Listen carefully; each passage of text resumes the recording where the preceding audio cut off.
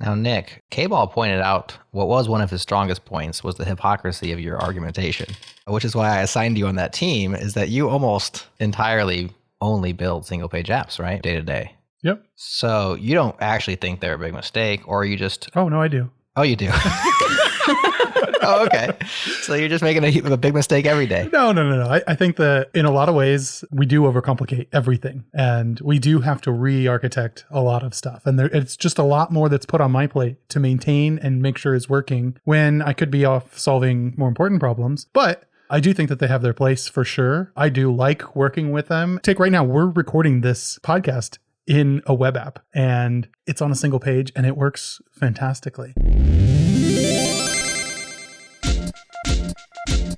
This episode is brought to you by our friends at Raygun. They give software teams instant visibility into the quality and the performance of their software. And I'm here with John Daniel Trask, co-founder and CEO of Raygun. JD, talk to me about the joy a team feels when they're able to find and resolve an issue even before a customer has a chance to get upset or reach out to support about the issue.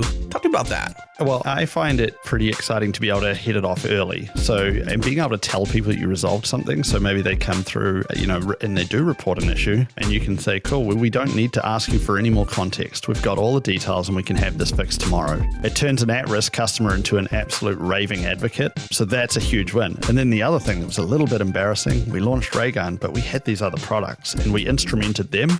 And that's when we realized there's less than 1% of our users would ever actually report a problem. And so you're sitting there thinking your software is actually not bad, and actually it's really, really bad. And that's hurting all of your conversion rates, business performance. These aren't really dev tools, they're actually business tools.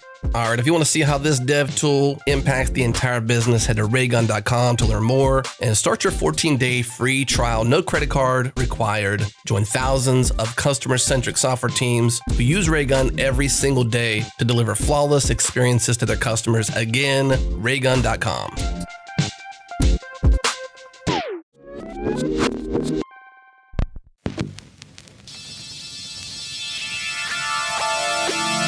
This is JS Party, your weekly celebration of JavaScript and the web. We have another extended episode for Changelog++ members. This time, we're putting the pre-show into the post-show. That'll get you a little closer to the metal, and of course, no ads. Join today at changelog.com/++. Special thanks to our longtime partners at Fastly for shipping JS Party super fast to wherever you listen. Check them out at fastly.com. Okay, let's do this. It's debate time, y'all.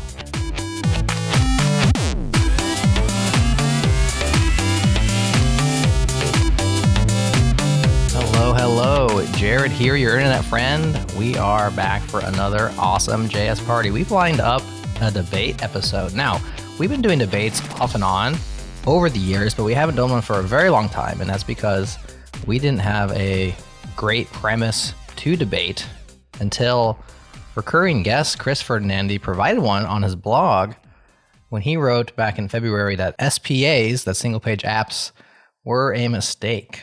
So I hopped on that real quick and decided, that sounds like a premise that we could debate.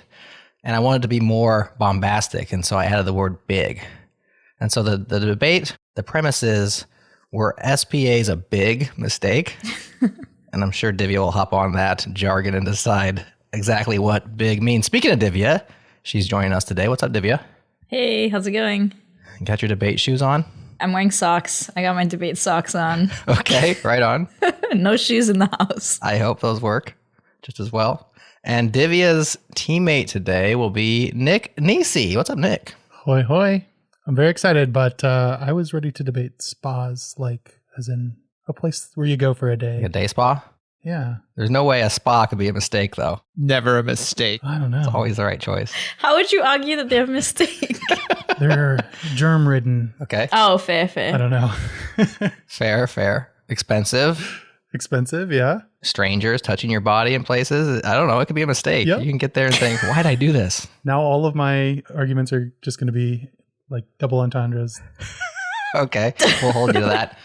Well, Team Divya and Nick will be facing off against Team KBall and Amel, only without Amel, because construction problems at Mel's house. KBall, you're representing all by yourself. How are you going to do? Well, you know what I was thinking I would do is not just channel Amel, but I'm going to channel the ghosts of all the JS Party participants Past. who aren't here today. We have some folks who have done amazing jobs in previous YepNope episodes, and I'm going to see if I can dig up some callbacks and represent all of our panelists as YepNope. Okay. And especially because we're on Nope, and we got a lot of cynics on JS Party. Like, Nope is definitely a place to pull from the past. That's right. So to explain a little bit how we do this, we call these episodes YepNope, which is a nod to former JS Party panelist Alex Sexton's YepNope.js, which was a cool library back in the day for determining whether or not the browser had certain features. I think it was a feature detection aid. And we use that to debate whether or not a premise is true. So the question today, as I said, is were SPAs, not SPAs, let's call them SPAs for simplicity's sake today, were SPAs a big mistake? And so one team is Team Yep, agreeing with that, answering in the affirmative, I should say. And the other team is Team Nope.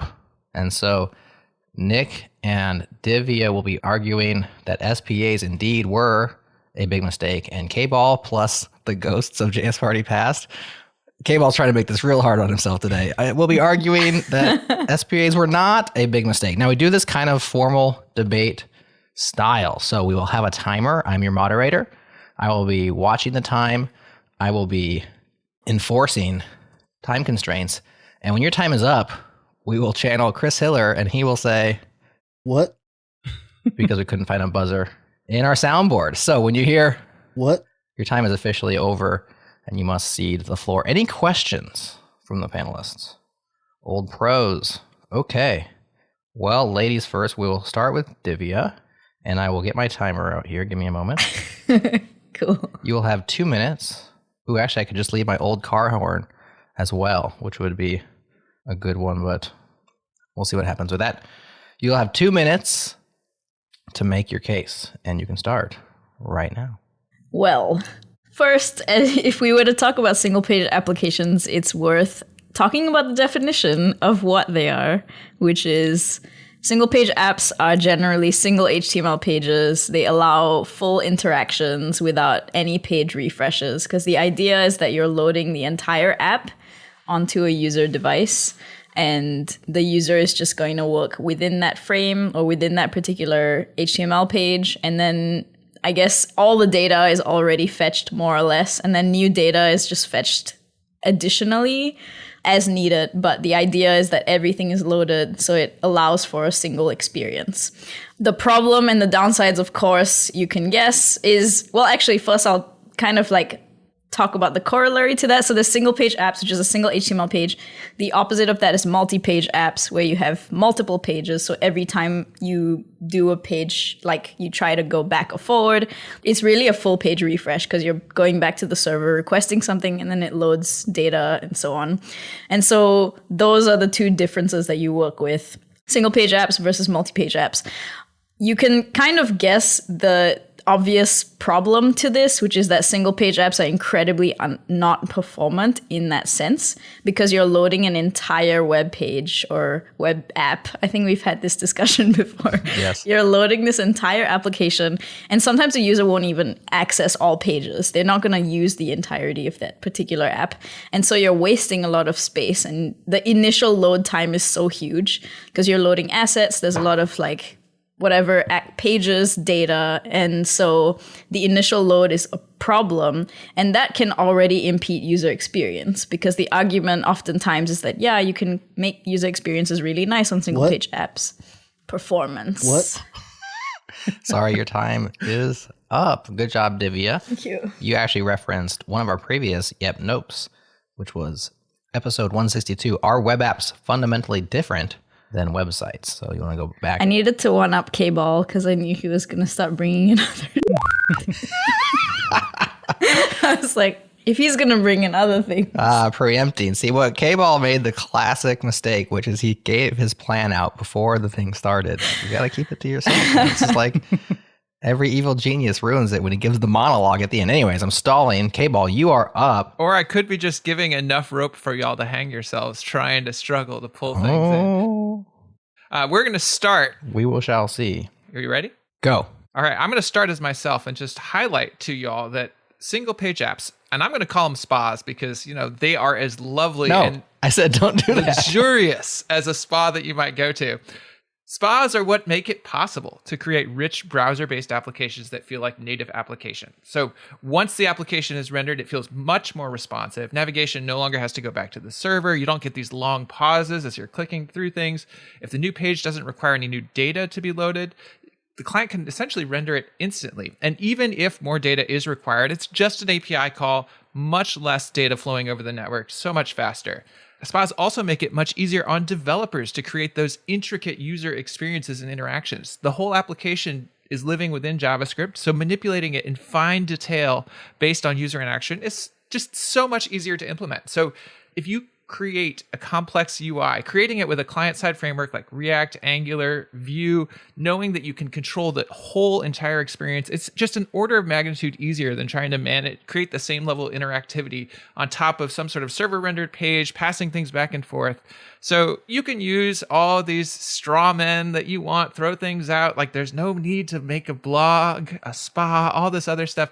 But the question is not, is there ever a case against a spa for a particular use case? Of course, there's some cases, right? If I'm just throwing words on a page and I don't care, don't use a spa. Sure, fine. But the question is, were spas a big mistake? Spas are what are taking the web browser as a platform and turning it from just a document reading engine to something where you can have genuine interactive applications on par with a native application. I rest my opening statement. Very good. You have 10 more seconds, but we'll just give you a complimentary. What? Okay, KBall coming in with the words per minute. Very nice. Nick, you don't talk quite that fast, but yet you still have the exact amount of minutes that KBall has. He ended early. Let's see how you do. It's your turn, Nick. Take it away. All right. Well, first off, let's start in the way that Divya started, with some definitions. If we look at the words that make up single page app, the first one is single. And as we all know, 2 is 1 and 1 is none. So you're already off at a disadvantage there. So then you just have page apps. And you know what that is? That's multi-page apps. So we can just continue on going from there. We all know as a JS party, JS is where you party. It's not what you build apps with. And, to get a little more serious, JS breaks. When you start building a single page app, you're building everything from scratch. You're breaking the back button by default. You're breaking the URL by default. Those things don't work. And to get those to consistently work is entirely up to every single development team that's doing it themselves. So you're just starting off at a disadvantage. Your Lighthouse scores are immediately terrible, and you don't have a good experience for your users because they're expecting a standard level of accessibility, a standard way to interact with things, and it's up to every single development team to pick the right implementation or to do it themselves to get it done in that way. And so if you think about it, look at your phone. Take out your phone. How many apps do you have on that phone? I bet you don't have a whole lot of bookmarks to apps. You have a lot of apps because native apps were right. Maybe Apple was right about that. And single page is not the way to go. It doesn't matter that Apple is the one intentionally crippling those.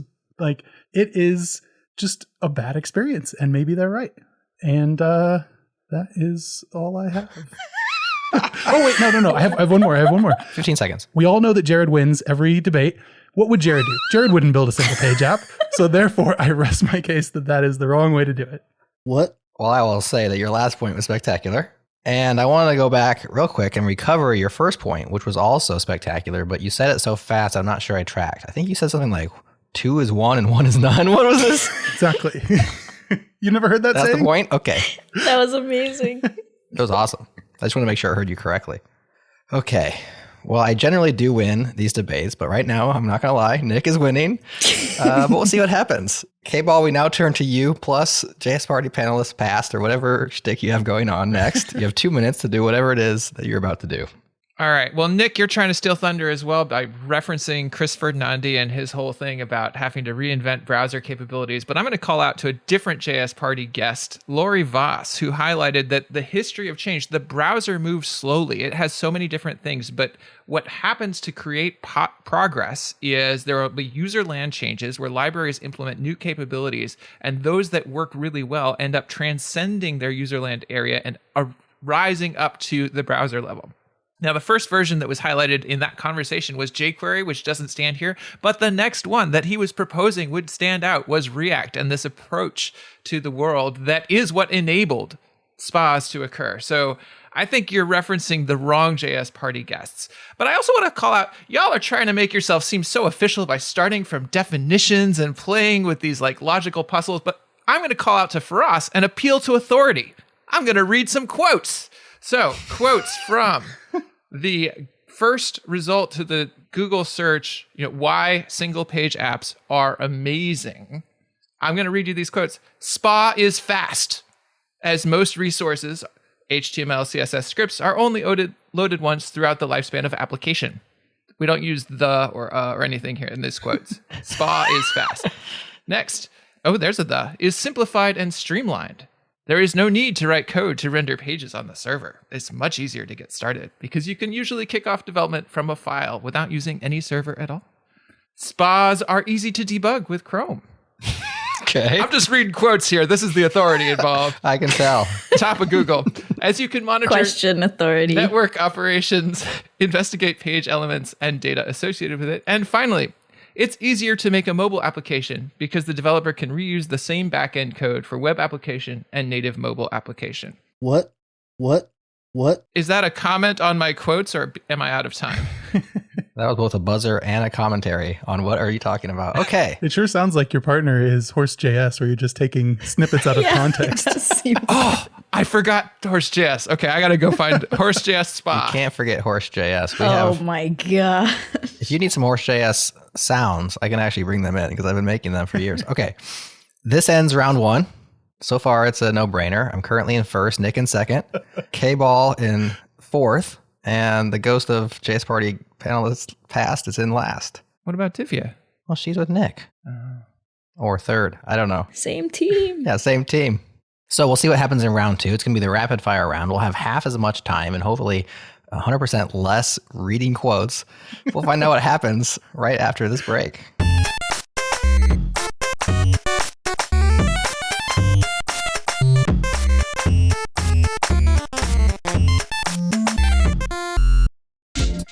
This episode is brought to you by Vercel, the platform that enables front-end teams to do their best work. Vercel combines the best developer experience with an obsessive focus on end-user performance. And I'm here with founder and CEO of Vercel, Guillermo Rauch. So Guillermo, I had you on Founders Talk recently talking about making the web faster and how Vercel is built on 3 pillars: develop, preview, ship. But talk to me about why it's so important to make the web faster.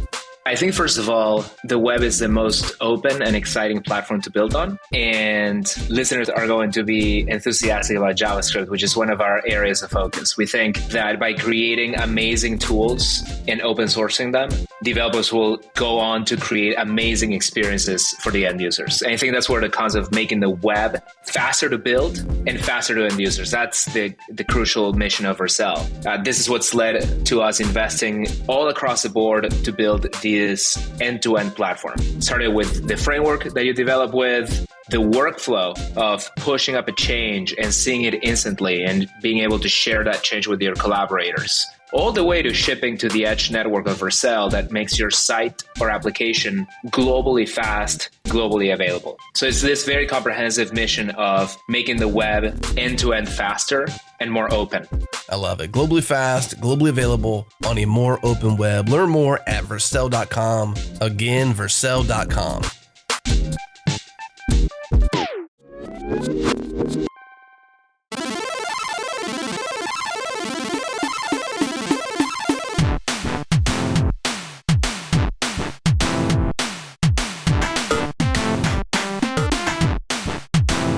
We're back.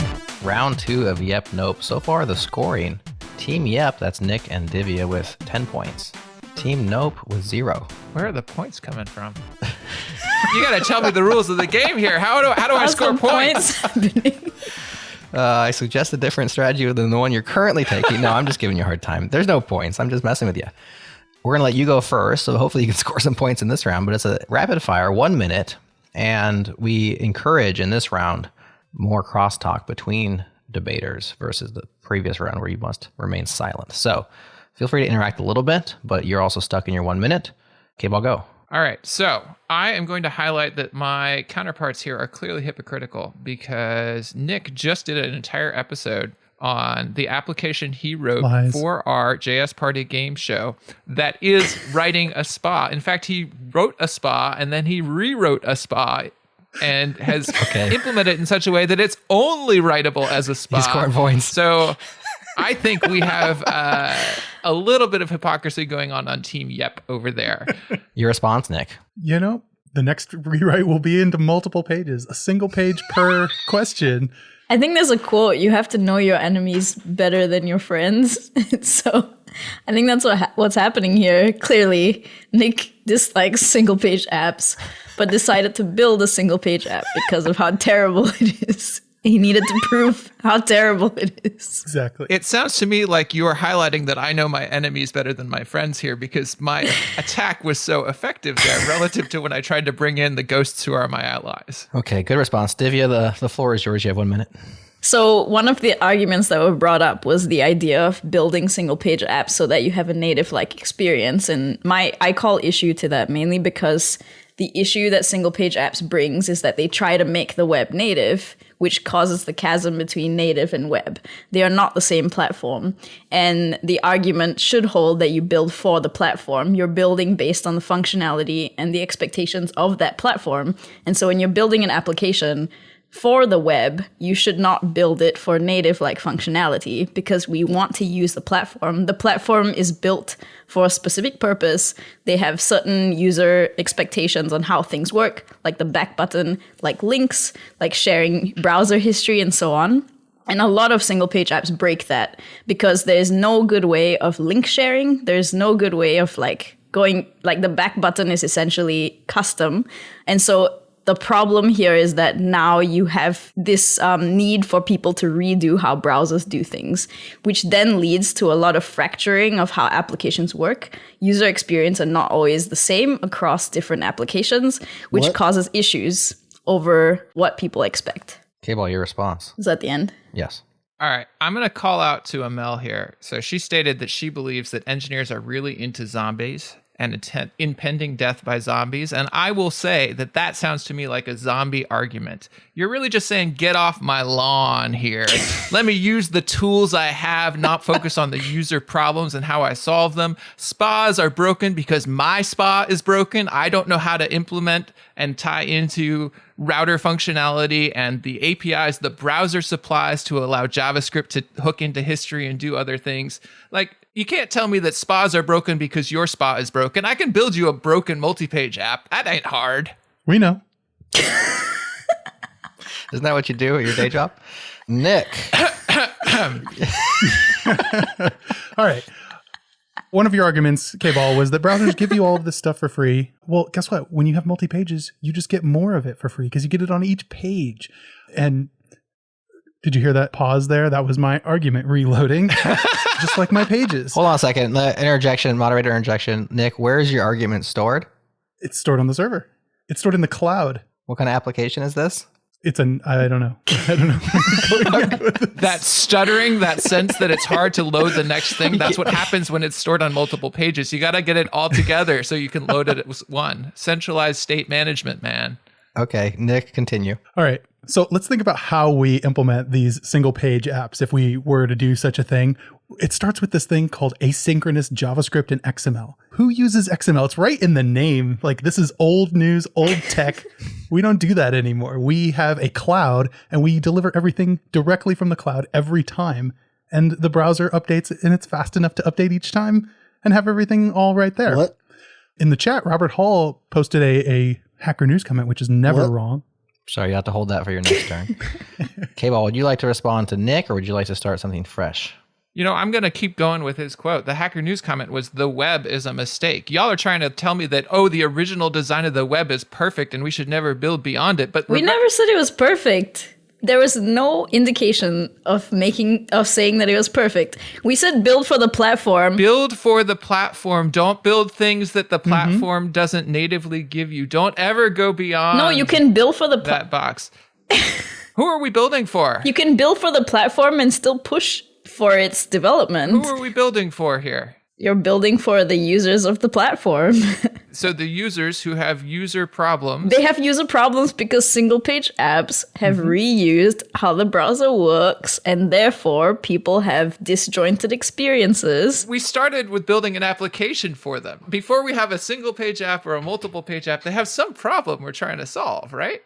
So shouldn't we build the solution that best solves that problem, regardless of whether or not... What is that problem? Please define that problem. Well, I think it varies a lot. So a problem I'm typically doing, let's see, how about collaboration on a design in Figma? Oh, single page application. How about a desktop app. I'm It's a much searching better for experience. something on Google? Oh, that's now a single page application too. Oh, how about I'm trying to understand what's going on with my friends on Facebook? Oh, single page application too. What? You're out of time, sir. I will have order. Divya, please respond to this man. Respond? Wait, I thought we were like all responding. I know, I just wanted order, and now I wanted you to keep going. I just hadn't said anything for a while, so I felt like I had to say something. That's fair. Apparently I have to argue for Java and Flash now. Bring it back. Yeah, you backed yourself into a little bit of a corner there. I mean, there's ways that you can use the platform. The platform has been moving in like a very solid direction in general. Like now we have a lot of different tools. Like you have Houdini, where you can change a lot of how CSS works. You can add selectors of your own. You can add styles. It adds a lot of powerful features. And so when you build for the web, you're really wanting the web to be pushed forward and to champion that effort. I think the argument that you build a separate thing in the interest of the web moving and catching up is sort of like not investing in what you on the infrastructure of the web.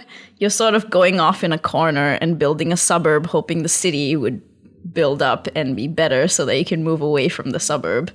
Even though you've tried to build this idyllic little town outside of a space where the infrastructure is very good to hold people. I'm going to jump in here real quick because I have a different example that this strikes me as. So if y'all ever work with designers who are a little overloaded, you may have discovered that if you're asking for a design for a new feature, it may never happen.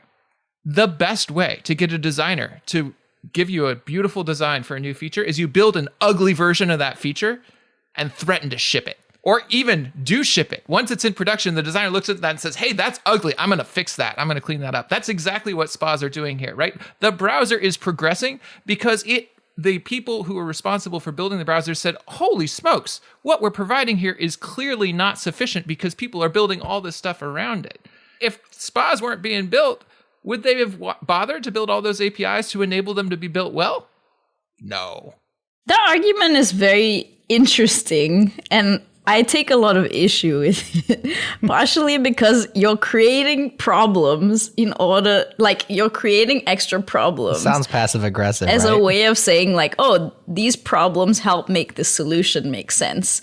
It's sort of like the argument people have whenever they decide to drive more cars and they're like, we should subsidize cars and gas because then you do that more and then it causes like people not to have infrastructure for public transit. And then you're like, well, we're doing this because public transit sucks. And hopefully because there are more traffic jams, the city will decide to put more money in public transit. You're not investing in the infrastructure.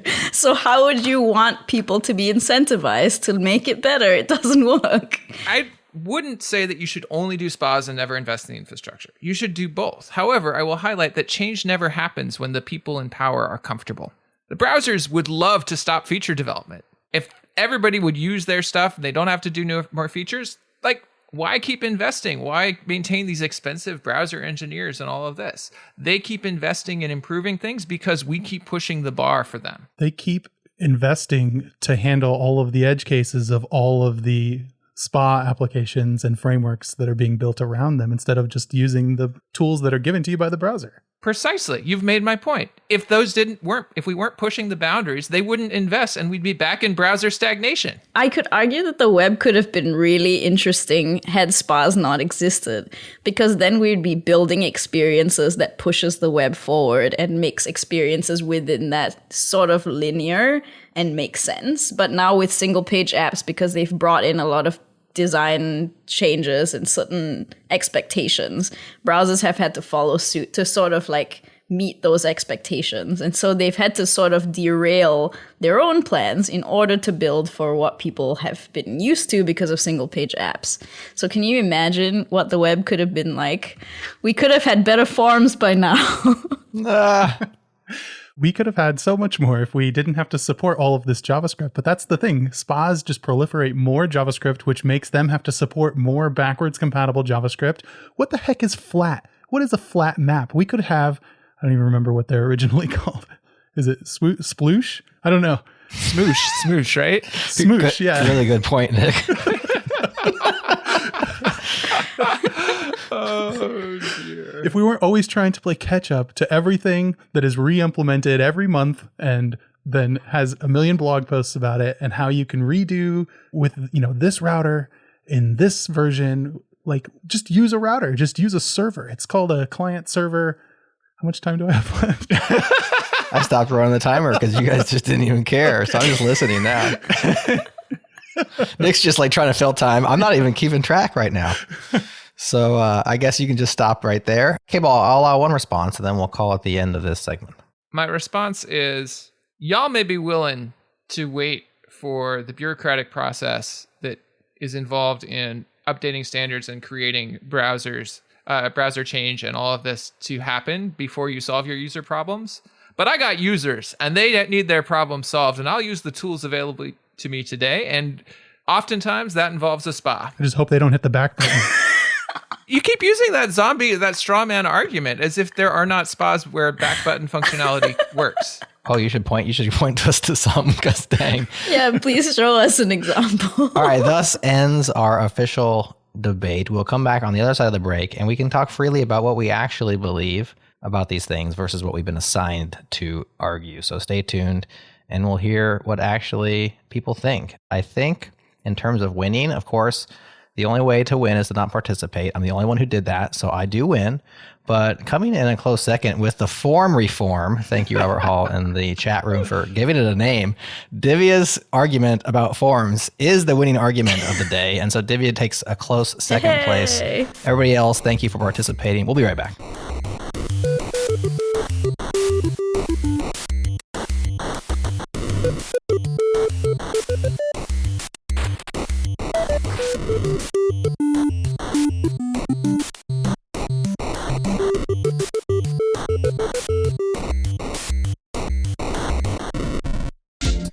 This episode is brought to you by SourceGraph. SourceGraph is universal code search to let you move fast, even in big code bases. Here's CTO and co-founder Byung Lu explaining how SourceGraph helps you to get into that ideal state of flow in coding. The ideal state of software development is really being in that state of flow. It's that state where all the relevant context and information that you need to build whatever feature or bug that you're focused on building or fixing at the moment, that's all readily available. Now the question is, how do you get into that state where you don't know anything about the code necessarily that you're going to modify? That's where SourceGraph comes in. And so what you do with SourceGraph is you jump into SourceGraph. It provides a single portal into that universal code. You search for the string literal, the pattern, whatever it is you're looking for. You dive right into the specific part of code that you want to understand. And then you have all these code navigation capabilities, jump to definition, find references that work across repository boundaries, that work without having to clone the code to your local machine and set up and mess around with editor config and all that. Everything is just designed to be seamless and to aid in that task of code spelunking or source diving. And once you've acquired that understanding, then you can hop back in your editor, dive right back into that flow state of, hey, all the information I need is readily accessible. Let me just focus on writing the code that implements the feature or fixes the bug that I'm working on. All right, learn more at sourcegraph.com and also check out their bi-monthly virtual series called DevTool Time, covering all things DevTools at sourcegraph.com/DevToolTime.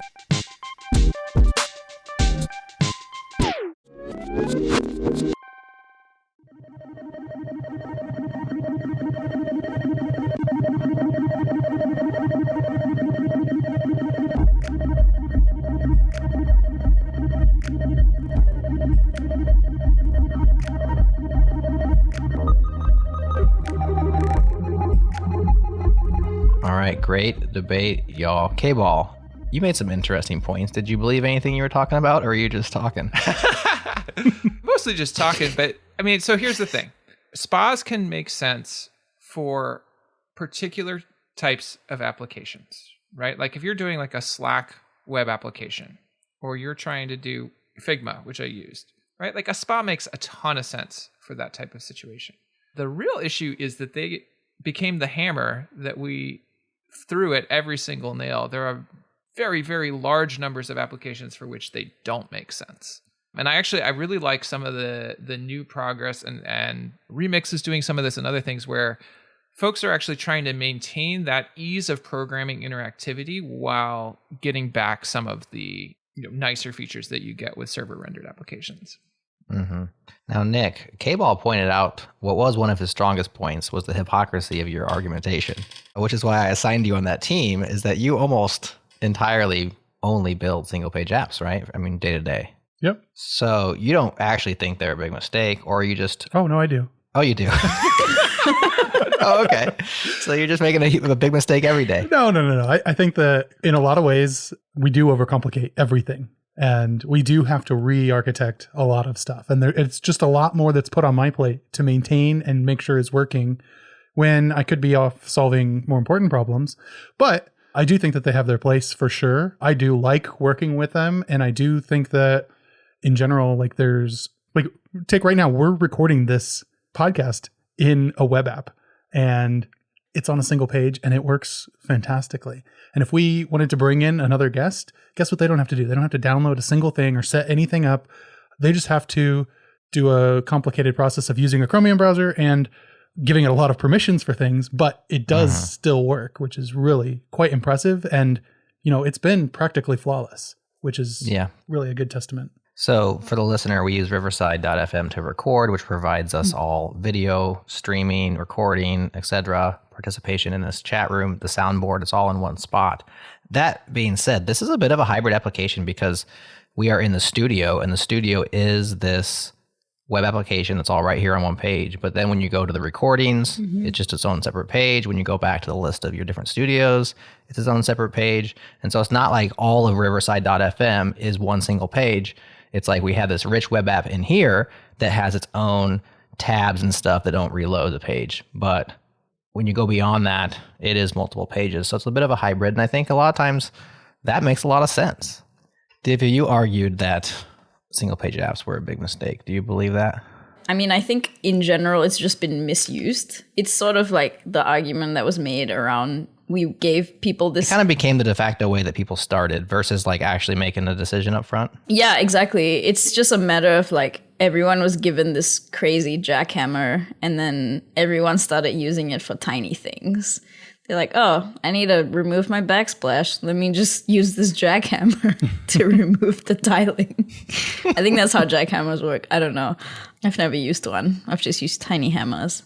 And so the problem is that we gave people a tool. And I think when single page apps were created, they weren't even like, this fixes everything. It was not, but everyone used it like to fix everything or to build everything, which I think became a problem because now apps became really bloated. People are re-implementing parts of the web that did things already, like back buttons, browser history. We were just like redoing it over and over again.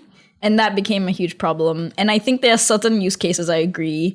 Like if you wanted Figma, I think VS Code has like a web thing now, and that's a single page app as well. Like you can't build that as a multi-page app. That would be, I think it would be horrible. But those are very specific instances. And I think like Dustin in the chat talked about, or he was like, the comment was, is it valuable to distinguish local first software versus spas? And in a way, I kind of feel like, and the discussion so far has just been around the development type. So I kind of feel like Figma and VS Code and all of these things are very specific kinds of development. And they're very specific use cases because they require like heavy user interaction. And you have to sometimes allow multiple sessions, like people working on, like Google Docs, for example, has like CRDT. There's a lot of things that you're dealing with. And there are reasons to use a single page app for them because the problem area is so vast and the interaction is very specific. But if you're building like a blog or something much smaller, then a single page app is like way too much and not really what you should be building, in my opinion. So yeah, it's like very specific to the use case, I would say. I feel like every time we do a YepNope, we just end up here. Yeah. Well, I mean, that's engineering, right? Engineering is all Right. about trade-offs. There are no absolutes in engineering. Your point about local is an interesting one, right? So Figma, they have local applications using Electron, Yeah. right? They're actually embedding their single page app, and that's a multi-page app doesn't really work in that kind of embedding. Like one of the really interesting things that the single page approach kind of enables is you can take the same application and package it up in these sort of native wrappers. And is that as good as creating individual distinct native implementations using whatever those native packages prefer? I don't know. But for many cases, it's good enough, and it facilitates giving these capabilities while lowering your development burden quite a bit. I think the cross-platform argument is interesting because tools like Electron, and then I think there's more newer ones too. Like there's a Rust one, I forget what it's called. It's like Tori or something. But it's just like a way in which you can not have to change your development environment, and you build across for like a desktop app, mobile, and web, which I think is honestly, from a development cost perspective, better, because then you don't have to have separate teams. But again, not every app needs to be cross-platform, right? Like Figma, for example, is a great use case. VS Code is a good use case. Like these are things in which people want them across platforms. But again, like, I don't know, if you're building just like a small blog, or if you're building like a podcast app thing, do you really need it to be cross-platform? Can you just use it on one platform? So you could argue there's a lot of different avenues for that. So cross-platform is interesting. The other thing that's interesting that I thought would have gotten brought up for on KBall's Pro side is that multi-client. So this was actually one of the things that Tom Preston Warner really made an emphasis on last time he was on the show. By the way, he's coming up here soon to talk about Redwood 1.0, was that division with a single page application and client-side rendering. You have the division between the API and the client. And that architecture sets you up and forces you as a team or an organization to set you up for multiple clients. Whereas when you go down the road on a multi-page app with server-side rendering, or sometimes you're doing static, whichever way you're doing it, you're more likely to mix those concerns and not have that firm contract of here's my JSON API and here's my SPA. And that can back you into a corner when it's like all of a sudden, hey, we want a command line app. Hey, we want a iOS app. Hey, we want a public API. And so teams that are trying to be economical, actually, sometimes the argument is we should do an SPA because it's more economical over the long term, even though it's less so getting started. That did come up in one of the quotes that I... Oh, they were rapid fire. I must have missed it. It was lost in the general ridicule around the quotes. I've always loved that original Faraz take of, I'm going to appeal to authority and read some quotes. I remember that, yeah. It's funny because I just recently redid our trailer just because it's been a couple of years and people have come and gone and I wanted to be fresh. But that old quote from Faraz, it was on the old trailer and I brought it into the new trailer too because it's just such a funny moment. It's so good. One of the things that we're starting to see, I think, is even if you're separating your front end, like having some amount of server rendering and server-side logic there, and it gets you some of that capability that you're talking about without necessarily having to go all the way to a SPA. And even frameworks like Remix, which I'm going to bring up again because they're doing kind of interesting stuff here, right? Like they're doing all of their rendering on the server, but their architecture is set up. It's still a separated front end. It expects there to be a back-end API that lives separately. And from a developer's perspective, you don't really have to think about that too much, right? You just provide the data in the way that you need or the way that it defines. I haven't used Remix yet, but and then you can reload the page there and it'll be fine, or you can navigate in a single page way and it'll also be fine. Yeah, it hides that away and gives you like a nice little, what they call a bridge over the network chasm. Yeah. I think it's cool too. Like, I think I might have mentioned this in a previous episode, but just the architecture around what is possible on the web and like platforms and how we deploy things has also changed a lot. And so you no longer, like single page apps where you wanted to prevent that round trip constantly because you're just like loaded quickly because you didn't have access to a lot of servers. It was like servers were in certain locations. It was like US East, Asia had one. Like it was in certain parts. And so when someone loaded, the initial load time was long, but then subsequent loads were fast because everything's already there. Now you have a lot of really cool technology and platforms that give you access to multi-region deployments, and it makes it much faster and much easier to work with. And so you can do a lot of like kind of hybrid type approaches, and you can do some server-side rendering if you wanted to without having to incur again like that crazy round trip times, because it like you'll still need a server round trip, but in terms of where the server is located, it's probably going to be closer to you now than it was like 10 or 20 years ago. For sure. Totally. Edge compute and having like edge like server-side rendering just completely changes all the trade-offs you have there. And even if you're going back to a centralized database, though some of the edge compute platforms, like I feel like I was reading like fly.io will like propagate your data out too. Like there's all sorts of fun stuff. Disclaimer, Divya works at Fly. I do work there. Well, She'll tell you all about it. No. I try not to bring up where I work sometimes because I feel like I'm super biased, but yeah. So is that correct that it's propagating the data out to the edge as well? We do propagate some of the data, yeah. There is parts of that. That creates like a totally different world in terms of the trade-offs that you need to make about the network then. Yeah. So here is a question around the premise. One more question. So SPAs were a big mistake. It seems like sometimes they might be a mistake. If we think about like an individual team or person making a choice, like sometimes it might be a mistake to choose that. Sometimes it might be the right choice. I think we can all name certain applications where we're like, yes, SPA made a lot of sense for Gmail. It made a lot of sense for Trello, etc.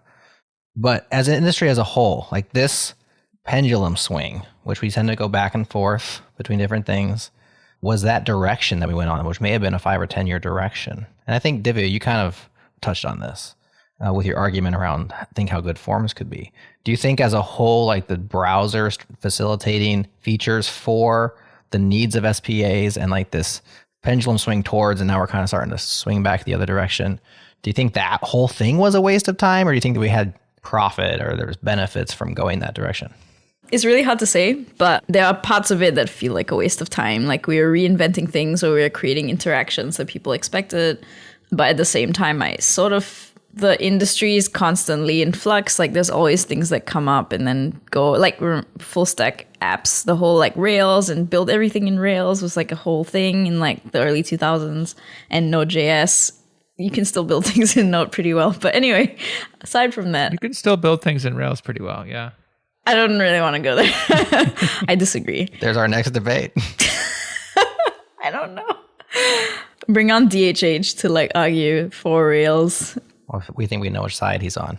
Well, so I feel like DHH, being the sort of disaster that he is, hides a lot of the real value that still is there in the framework and the community beyond him.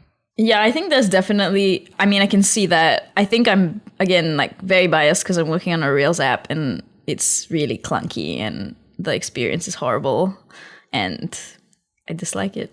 Modern Rails or legacy Rails? It's not legacy. It's not legacy. Okay. The reason why I ask is because I actually haven't done a modern Rails, but I have fond recollections of Rails 6, like 4 through 6. Okay. And so I'm not sure what it looks like today, but it was very productive for a very long time, and I expect it to stay that way, but maybe it's gotten clunky. I don't know. Yeah, we're not using super legacy stuff, but I'm working with like GraphQL things in Rails, and it's just painful overall because it's just clunky for what it is. I would have rather written in TypeScript or something better. What? You just say that because you're on Nick's team. The debate's over, Divya. You don't have to kiss up to Nick. It's just that I don't like writing Ruby. Every time I have to write a new query or mutation, I have to write Ruby. I don't like that. You'd rather write TypeScript than Ruby? Yes, of course. 100%. I'm personally offended at this point. Okay, so we found your bias there. Yeah. Other than performance, I feel like Ruby is such a great language. I concur. Like it just, in terms of just the joy of using it, but maybe that's because I've used it for a long time. I do want to actually dig in a little bit more on your question there, Jerod, about the direction. Like, yeah, I went a little over the top in the debate on this, but I actually do believe that the user space innovation as a push towards direction for platforms is really important. Mm-hmm. And it's something that we have seen in OS land and things like that as well, right? Like things that go into the platform or the kernel of necessity must move slower because they must maintain backwards compatibility. There's all sorts of stability needs and things like that. And so the place for really fertile innovation and exploration is in user space. And then that then is a very good indicator to the browser of where or the platform vendor of where the important areas are. And so I think this approach of lots of stuff gets tried in user space, and some of it will be a disaster and some of it will not. But the things that become very successful are then those things that start to get absorbed into the platform, and the platform makes those easier. And so I think there are things from the SPA period that were probably mistakes and probably misdirections, but there's also an awful lot of valuable innovation and exploration that happened there. And I don't think we would be nearly in the place that we are in terms of things like Houdini, in terms of things like Canvas, in terms of all these things that are enabling these massively interesting and powerful applications to live in browsers if the SPA period had not happened. Yeah, I wonder if WASM wouldn't have moved forward without that too. Because now you can do crazy stuff with WASM. Yeah. And that's what Figma is doing, right? Yeah. Yeah, I was digging into their job postings. They're writing their stuff in C++. Yeah. It's super low level. For these wild browser apps. That's awesome. Is it though? It's also you can have the application piece that's just there living on a single page, but then when you go to the gallery view or whatever, that's another page. Totally. You can mix and match. Yeah, you can. Mm-hmm. Yeah, that's one of the cool things is there's so much choice, but one of the hard parts is there's so much choice. And so often we are lazy or strapped on time or don't have all the information. And we're like, just tell me what's best. Just tell me what to do, which is why these debate episodes are fun because, of course, they have a harsh premise that can either be a yes or a no. But at the end of the debate, you know that there's a lot of it depends. And the actual conversation around it is the interesting part. The debates are fun, but I always like the third segment best because we can discuss all of those in-between spots. If you enjoyed this debate episode, we've done this. It's our 5th one. So go back into the feed. You'll find different arguments. Are web apps fundamentally different than websites? Should websites work without JavaScript? Is modern JavaScript tooling too complicated?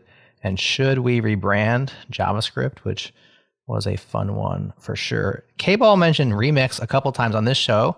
Reminds me it is time for our new segment, Holla. Can I holla? Can I holla at you? Can I holla at you? Can I holla, holla, holla, holla, holla, holla, holla, holla, Holla at RemixConf. RemixConf right around the corner, May 24th and 25th in Salt Lake City. And we do not have a for sure plan, but we believe JS Party will be involved at RemixConf. So if you were thinking of going and you want to come see us, hang out with us, we will most likely be there. I'm hedging, but it'll probably happen. And so do that. Come to RemixConf and come see us. It's May 24th and 25th. Again, Salt Lake City. So check it out, remix.run/conf. All right, y'all, this is our episode. KBall, Nick, Divya, any final words before we call today? You win. It's been too long since I went to the other kind of spa. You made me miss it. The winner of this debate episode gets a free spa on us. Congrats, Jerod. You have to go to the Korean spas. Those are the good ones. Oh. Some of them are all inclusive. You get a massage. You can go to the hot tub. And then there's usually a restaurant. And then if you don't want to go home, they have a hotel. Seriously? It's all inclusive. Yeah. That really is all inclusive. That's like a spa and breakfast. It's like a adult amusement park, I guess. I don't know what to call That's it. good branding. Should we rebrand Korean spas to adult amusement parks? I don't know if you want that branding. I don't know. It was your idea. I didn't say special services were included. That was not. You said all inclusive, so I assume.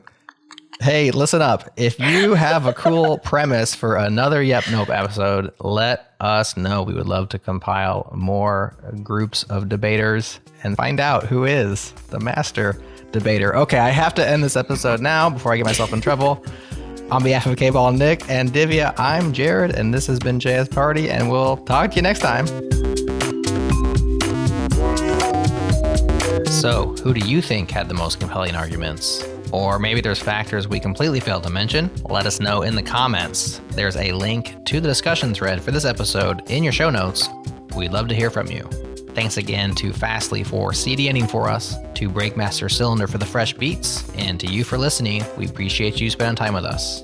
Next up on the pod, KBall goes one-on-one with Tom Preston Warner to discuss Redwood's big 1.0 release. There's a lot going on in that community. Stay tuned. We'll have that conversation ready for you next week. Okay, Changelog Plus friends, here comes your bonus 5-minute pre-show. Thank you for directly supporting our work. It means a lot.